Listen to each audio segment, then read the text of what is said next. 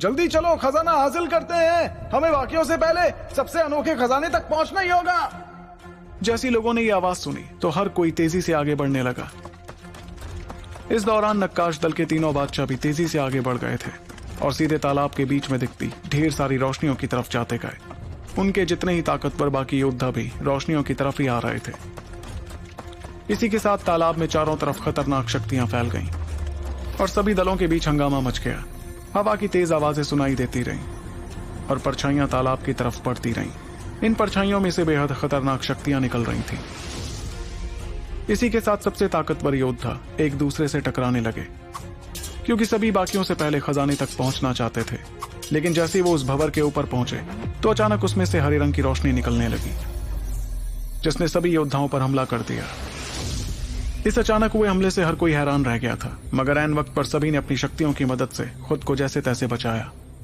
इसके बावजूद वो झटका खाते हुए काफी पीछे चले गए थे। उस रोशनी की ताकत ने सभी को परेशान कर दिया था कि तभी लोगों ने गौर करते हुए पाया कि उस रोशनी में ढेर सारे हरे रंग के सांप थे। ये सांप देखने में बड़े ही खास लग रहे थे और उनके शरीर पर प्राचीन निशान बने थे। इन लकीरों के चमकने पर ही इन सांपों की ताकत का सही अंदाजा लगाया जा सकता था। इस बीच ध्रुवांश पर भी एक सांप ने हमला किया था, लेकिन किस्मत से वो उस हमले से बच गया। फिर भी ध्रुवांश को बहुत ज्यादा दर्द अपने हाथ में महसूस हुआ और उसने परेशान चेहरे के साथ उस सांप को मसल कर रख दिया। जैसे ही वो सांप तबाह हुआ तो वो रोशनी में बदल गया, जिसे देखते हुए ध्रुवांश ने कहा, आखिर ये सांप बने किन शक्तियों से हैं? देखने में तो वो सारे सांप जिंदा लग रहे थे, मगर वो असली नहीं थे, बल्कि वो तो किसी खास तरह की शक्ति से तैयार किए गए थे। तभी ध्रुवांश ने अपनी नजरें घुमाते हुए देखा कि तीनों बादशाहों और बाकी दलों में मौजूद उनके जितने ही ताकतवर लोगों के अलावा बाकी सभी को उन सांपों से निपटने में काफी मुश्किल हो रही थी। कुछ योद्धा तो इतनी बुरी तरह जख्मी हो गए थे कि उनके शरीर से बहता खून रुकने का नाम ही नहीं ले रहा था। तभी ध्रुवांश ने पक्षिका को देखा, जिसकी हालत थोड़ी बेहतर थी, मगर रक्तबाज वजीर और बाकी वजीरों के शरीर से भी काफी खून निकलने लगा था। इतने में नींद बादशाह ने पीछे होते हमलों को देखकर कहा, संभल कर रहना, ये सांप अपने आप में किसी खास हथियार जैसे हैं।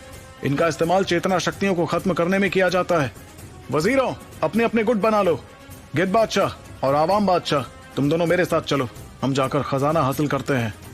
नींद बादशाह ने देखा कि उन हरे रंग के सांपों ने बाकी दलों के योद्धाओं को भी फंसा दिया था। सिर्फ सबसे शक्तिशाली योद्धा ही आगे बढ़ पा रहे थे। इस वजह से उन दलों के बुजुर्ग खजाना हासिल करने के लिए बीच में पहुंच रहे थे। वहीं उनकी बात सुनकर बाकी दोनों बादशाहों ने भी हामी भरी, जिसके बाद वो तीनों ज्यादा से ज्यादा शक्तियां निकालते हुए सांपों को तबाह कर बीच में पहुंच गए। रोशनियों के पास पहुंचते ही नींद बादशाह की आंखें चमकने लगी और उन्होंने अपना हाथ आगे बढ़ाते हुए एक रोशनी को हासिल करने की कोशिश की।